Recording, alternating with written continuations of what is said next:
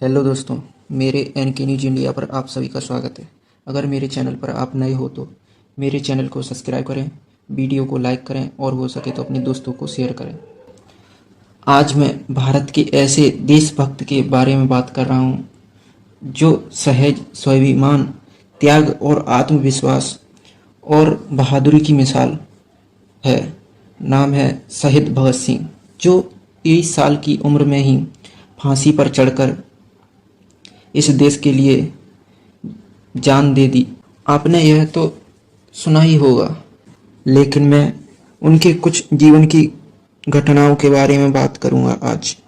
भगत सिंह का जन्म 28 सितंबर 1907 को बंगाजरहन वाली जगह पर हुआ था, जो कि आज पाकिस्तान में पड़ता है। इनके पिता का नाम सरदार किशन सिंह तथा माता का नाम विंध्यावती कौर था। भगत सिंह के परिवार के लोग एक स्वतंत्रता सेनानी थे। इनके परिवार के लोग बड़े ही वीर और साहसी थे। जब भगत सिंह का जन्म हुआ तब इनके पिता जी जेल में थे और जिस दिन भगत सिंह का जन्म हुआ उसी दिन जेल से रिहा भी हुए थे। तो इनके घर में खुशियों का माहौल, खुशहाली बहुत थी। दोस्तों, वैसे तो भगत सिंह बचपन से ही बड़े ही बहादुर और निडर थे। इनके साथ वाले बच्चे इनसे डरा करते थे। तो चलिए मैं इनके बचपन की कुछ बात बताता हूँ। जब भगत सिंह छोटे थे तब वह अपने पिता के साथ खेत पर गए थे। तो उन्होंने अपने पिता से पूछा कि खेत में क्या करते हो पिताजी। तो पिता ने मुस्कुराते हुए कहा कि हम लोग खेतों में बीज बोते हैं जिससे फसल होती है और हमें ढेर सारा अनाज मिलता है। यानी कि भगत सिंह ने अपने पिता से प्रश्न किया कि क्यों ना हम इन खेतों में बंदूक बोएं ताकि हमारे पास बंदूकें अधिक हो जाएं और हम अंग्रेजों से डटकर मुकाबला करें और बहुत सारी बंदूकें हो जाएंगी तो हम अंग्रेजों को मार कर अपनी स्वतंत्रता हासिल कर लेंगे। यह बात सुनकर पिता थोड़ा मुस्कुराया, और क्योंकि ऐसी बातें तो एक देशभक्त का बेटा ही ऐसी बातें कर सकता है। तो ऐसी थी भगत सिंह की जीवन की शुरुआत। 13 अप्रैल 1919। दोस्तों, उस दिन कुछ ऐसा हुआ था जिस दिन भगत सिंह का दिल और आत्मा को झंझोड़ कर रख दिया और इनके मन में अंग्रेजों के हुकूमत के खिलाफ आक्रोश भर दिया। मैं बात कर रहा हूँ पंजाब के जलियांवाले बाग की, जिसमें अंग्रेज अधिकारियों ने मिलकर, यानी कि जनरल डायर ने रॉलेट एक्ट के विरुद्ध में हो रही बड़ी सभा पर बिना किसी सूचना के भीड़ में खड़े लोगों पर गोलियां चलवाईं।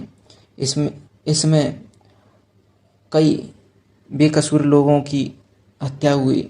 इस घटना में लगभग 1000 से ज़्यादा लोग मारे गए थे और यह बात भगत सिंह ने सुनी और पैदल ही 20 किलोमीटर चलकर यह घटना देखी। तो उन्होंने उसी समय अपने देश के लिए कुछ करने के लिए ठान लिया था और वहीं से कुछ मिट्टी अपने हाथों में लेकर घर वापस आ गए थे। दोस्तों, उस समय भगत सिंह की उम्र लगभग 12 वर्ष थी और कुछ समय बाद लगभग 1 अगस्त 1920 में जब गांधी जी ने असहयोग आंदोलन शुरू किया और इसमें उन्होंने कहा कि अंग्रेज़ों का कोई भी सामान, जैसे कि अंग्रेज़ों के कपड़े, उनकी और नौकरियां और स्कूलों में जाना बंद करें और सभी टैक्स देना बंद कर दो। यह आश्वासन दिया कि अगर आप ऐसा करोगे तो लगभग 1 साल में हमारे देश को आज़ादी मिल जाएगी। और अंग्रेज़ों की शक्ति कम हो जाएगी, जिससे अंग्रेज कमज़ोर पड़ जाएंगे। फलस्वरूप हमें आज़ादी मिल जाएगी। और साथियों, भगत सिंह का परिवार महात्मा गांधी से प्रेरित थे और इसी के चलते भगत सिंह भी छोटी उम्र से ही असहयोग आंदोलन से जुड़ गए और बड़े बड़े आंदोलनों में हिस्सा बढ़ चढ़कर लेने लगे और उन्होंने इसी के चलते ब्रिटिश पुस्तकों को भी जला दिया था। दोस्तों, 5 फरवरी 1922 को गोरखपुर के चौरी चौरा स्थान पर पुलिस ने एक जुलूस को रोकना चाहा और इसके फलस्वरूप जनता में थाने में जाकर आग लगा दी और उस घटना में लगभग 21 सिपाही, एक थानेदार की मृत्यु हो गई।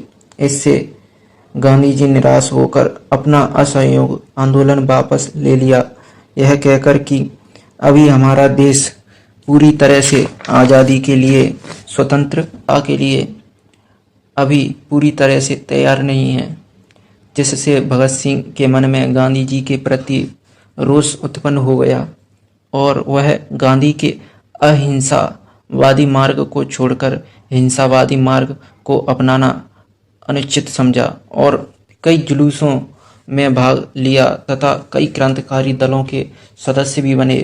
इनके कई क्रांतिकारी लोग जैसे कि चंद्रशेखर आज़ाद, सुखदेव, राजगुरु आदि थे। दोस्तों, 30 अक्टूबर 1928 में, जिसमें साइमन कमिश्नर का बहिष्कार का प्रदर्शन हुआ था, इस घटना में भगत सिंह ने भी हिस्सा लिया, जिसमें लाठीचार्ज में लाला लाजपत राय जी पूरी तरह से घायल हो गए और इसके चलते कुछ दिनों बाद लाला लाजपत राय की मृत्यु हो गई।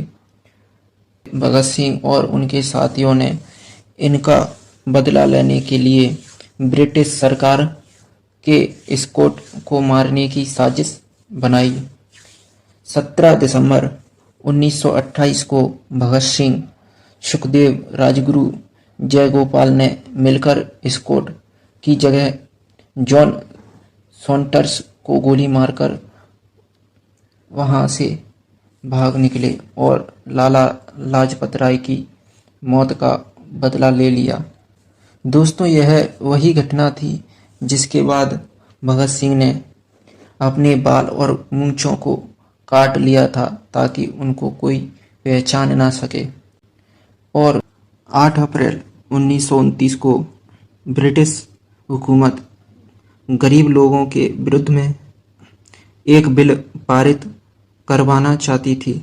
इसी बिल के विरुद्ध में और उनके साथियों ने मिलकर एक योजना बनाई और असेंबली में जाकर खाली जगहों पर बम गिराकर सरकार को बिल वापस लेने के लिए संकेत दिया और भगत सिंह और उनके साथी बटुकेश्वर ने इंकलाब का नारा लगाते हुए स्वयं को गिरफ्तार करवा लिया, क्योंकि भगत सिंह ने दृढ़ संकल्प कर लिया था कि उनका जीवन देश के लिए समर्पित है और समाज को जागरूक करने के लिए गिरफ्तार हुए। जहां पर भी उनके साथ में भेदभाव किया गया, जैसे कि हिंदुओं को फटे पुराने कपड़े और एक जानवरों जैसा खाना और गलत व्यवहार बर्ताव किया जाता था, वहीं उसी जेल में ब्रिटिश लोगों को अच्छा खाना और अच्छे अच्छे कपड़े तथा अखबार दिए जाते थे और भी सुविधाएं दी जाती थी, लेकिन यह भारतीयों को सुविधा नहीं दी जाती थी।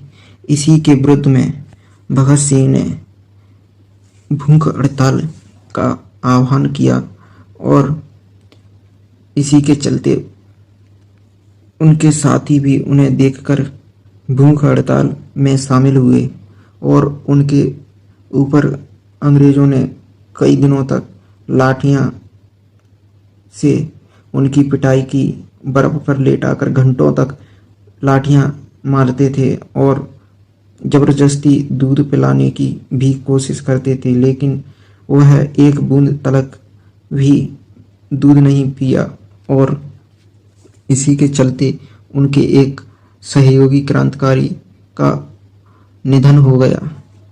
इसके फलस्वरूप अंग्रेजों ने उनकी सभी शर्तों को माना, जैसे कि नए कपड़े देना, अच्छा भोजन देना और अखबार देना, और भी कई मांगों को स्वीकार कर लिया। और 5 अक्टूबर 1929 को उन्होंने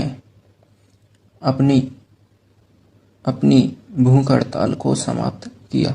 दोस्तों, और 26 अगस्त 1930 को कोर्ट ने भारतीय दंड संहिता की धारा 129, 302 तथा विस्फोटक पदार्थ अधिनियम की धारा 4 और 6 एफ तथा आईपीसी की धारा 120 के अंतर्गत अपराधी सिद्ध किया। 7 अक्टूबर 1930 को अदालत के द्वारा इसी के चलते भगत सिंह, सुखदेव तथा राजगुरु को फांसी और उनके अन्य साथियों को आजीवन कारावास की सजा दी। लेकिन भगत सिंह की फांसी को लेकर पूरे देश में हाहाकार और एक हिंसात्मक माहौल बन गया था। इसी के चलते अंग्रेजों ने 1931 की सुबह को फांसी देने का आदेश दिया, लेकिन जनता में आक्रोश के कारण अंग्रेजों ने उसे 23 मार्च 1331 को फांसी देने का फैसला लिया। जब यह बात अधिकारी के द्वारा भगत सिंह और उनके साथियों को मिली तो वह उस समय एक किताब को पढ़ रहे थे, लेकिन यह बात सुनकर उन्होंने खुश होकर गाना गाते हुए फांसी के तख्तों पर जाकर इंकलाब के नारे लगाए थे और 23 मार्च 1931 को 7:33 शाम को फांसी दे दी गई। कहानी यहीं ख़त्म नहीं होती दोस्तों। जब उनको फांसी दे दी गई तब अंग्रेजों ने उसके शरीर के कई टुकड़ों में काटकर एक बोरी में भरकर उनके शरीर को नदी के किनारे पर मिट्टी का तेल डालकर जलाने की कोशिश की और यह आग को देखकर लोग वहां पर दौड़ते हुए आए। यह देख अंग्रेजों ने जल्दी में कुछ टुकड़े को सतलुज नदी में फेंक दिया और वहां से भाग गए। तब गांव वालों ने इनके शरीर का विधिवत संस्कार किया और भगत सिंह, सुखदेव और राजगुरु हमेशा के लिए देश के लिए अमर हो गए।